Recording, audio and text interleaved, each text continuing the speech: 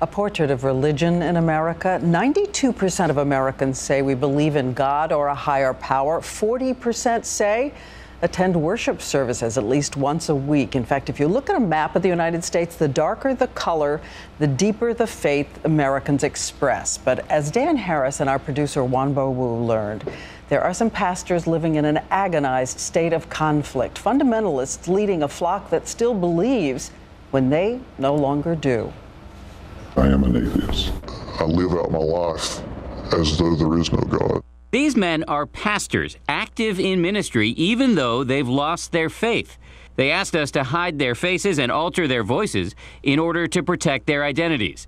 This man, who we'll call Jack, is a Southern Baptist with more than 20 years in ministry. At what point did you decide that you no longer believe in your faith? The more that I read the Bible, the more questions I had, the more things didn't make sense to me about what it said, and the more things didn't add up. So reading the Bible is what helped you lose your faith? Correct. Reading the Bible is what led me not to believe in God. Specifically, he says he was bothered by biblical inconsistencies about the last days of Jesus' life and what he describes as the sheer improbability of stories like Noah and the Ark. How do you get up on Sunday morning and do your job? It's very difficult. I just look at it as a job and go in and do what I'm supposed to do. I've studied Christianity. I know what's supposed to be done. I've done it for years. Adam is a pastor at a small evangelical church in the Bible Belt. He says he decided to read the work of the so-called new atheists, popular authors like the prominent scientist Richard Dawkins, so that he could defend his faith from its harshest critics. My thinking was that God is big enough to handle any questions that I can come up with. It didn't work out as he planned. I thought, oh my gosh. Am I believing the wrong things?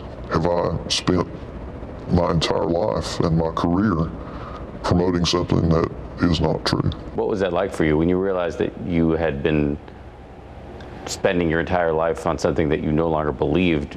I was fearful for my own salvation, my own soul, how I would spend eternity. In that point where I realized I was losing my faith, yet I still feared for my own salvation, I asked God to take my life before I lost my faith. Both men say they feel trapped, that they're living a lie. It is, internally now, it's torture. Both men say that when speaking to their parishioners, they try to stick to the parts of the Bible they still believe in, the parts about being a good person.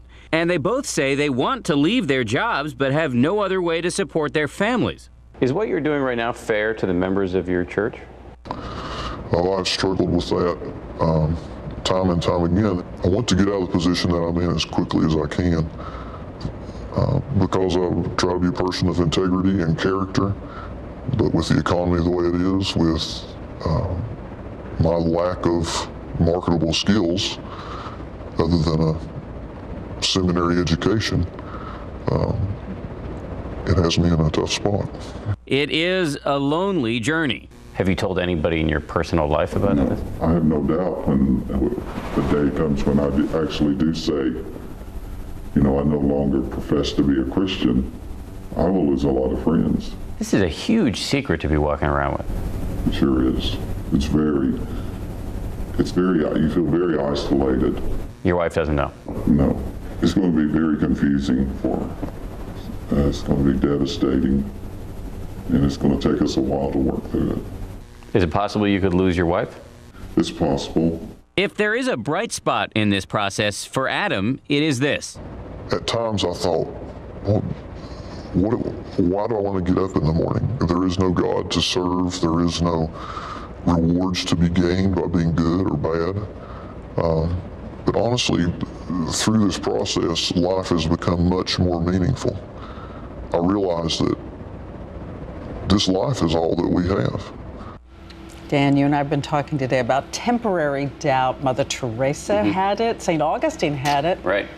I don't think that's the case with these men. Having sat there with them, I could see their faces and hear their voices. It would surprise me. And both of them say it took years for them to reach this point, and they're not turning back. And do they think it's a trend?